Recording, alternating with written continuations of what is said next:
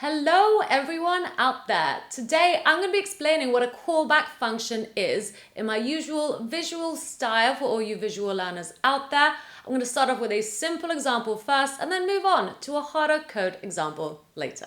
I really wanted to do this in my own way as I have seen some callback tutorials out there, but I think they really miss a key core concept that I really want to go over. It's definitely helped me memorize how to use them and why they are so effective. Now, who's this video for? This video is for anyone who is currently learning JavaScript. If you have used functions before, you might actually realize that you have used a callback before. So this is definitely the video for you if you are at that stage in your coding journey. But first, a word from our sponsor who has made this little video possible. And as always, please don't forget to give me that like and that sub so I can carry on creating more content for everyone. This week's video sponsor is Stream.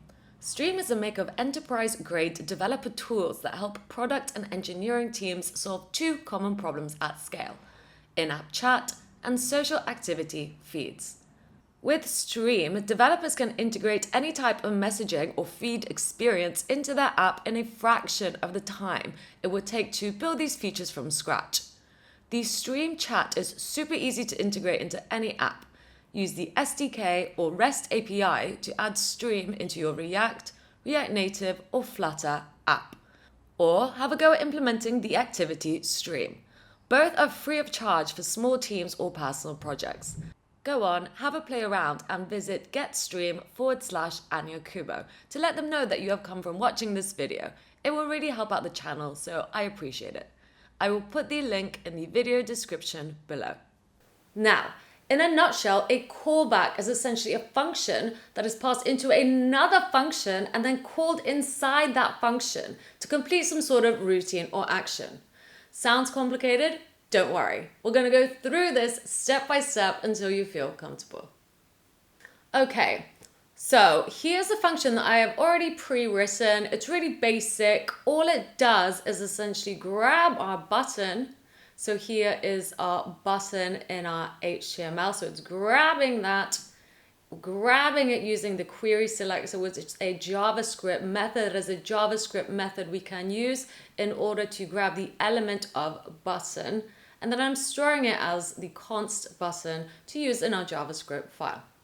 And then I've written this function here. So the function is called toggle, which again, I'm grabbing the button and I'm using classless toggle to toggle the class of alt color that I have written here.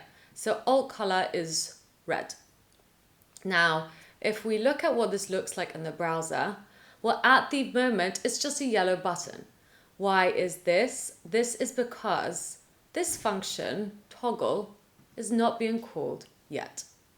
So now if I call the function, so I just go toggle, and I call it like so. So I'm just adding these two parentheses and I save the page, refresh.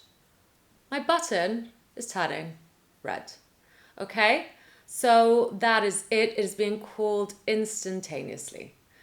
However, what if we don't want it to be called instantly? We want it to toggle if we click the button.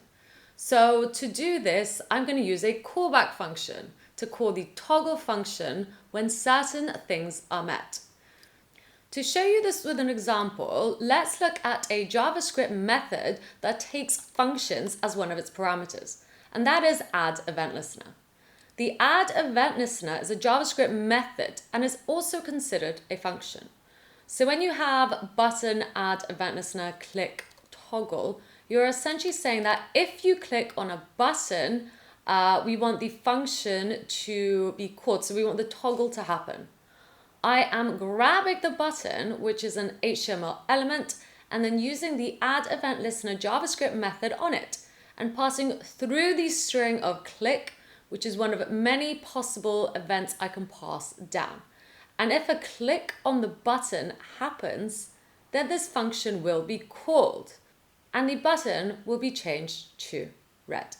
The way that I like to think of this is that this function here, toggle, is just sitting here waiting to burst. And once we call it like so by adding the parenthesis, it gets called and releases all of its wonderful JavaScript power. Without the parenthesis, however, it is a callback function. This is essentially the same as me writing the following.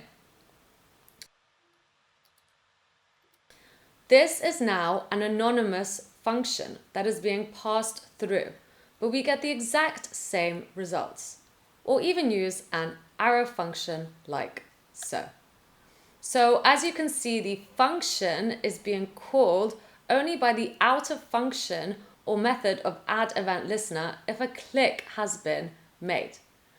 All three of the second arguments being passed in to the add event listener are callback functions.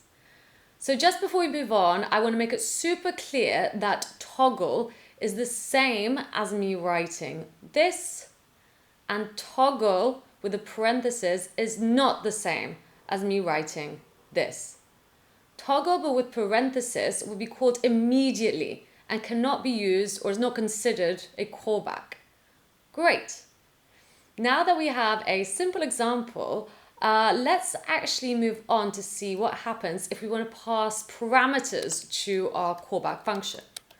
We have to open up the parentheses, right, to pass the parameters through, and this will essentially call the function immediately. This is no longer a callback function. Let's move on to explain how we would do this, as well as learn more about asynchronous programming.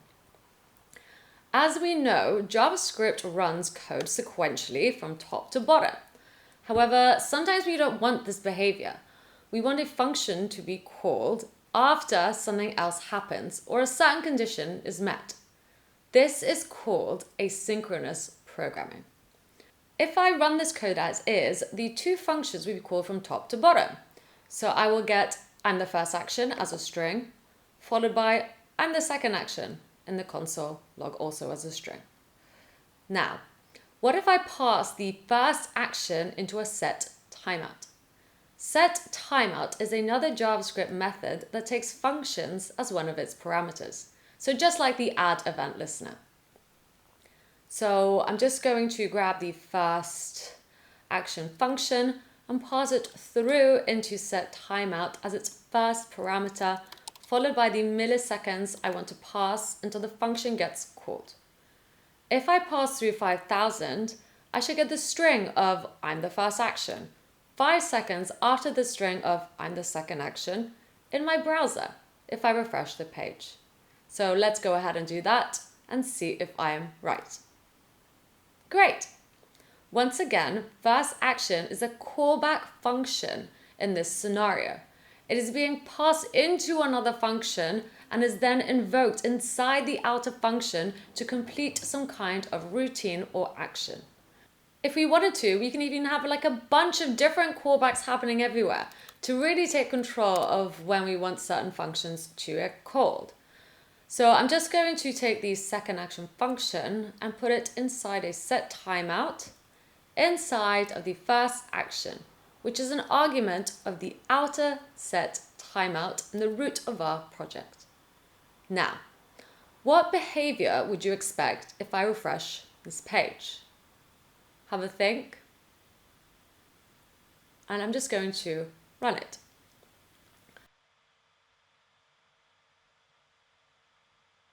Great.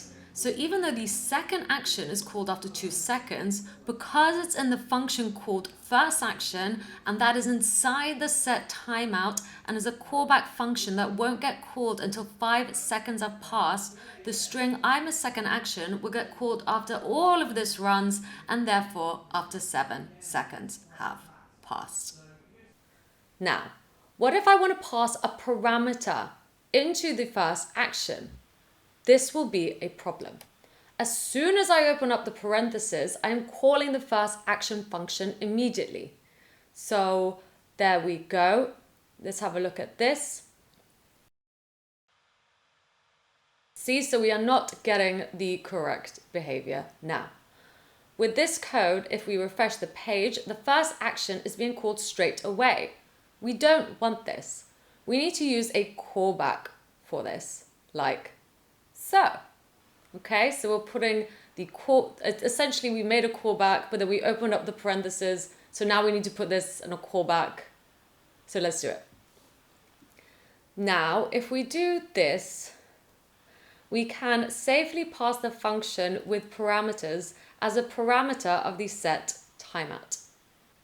So now let's give it a go.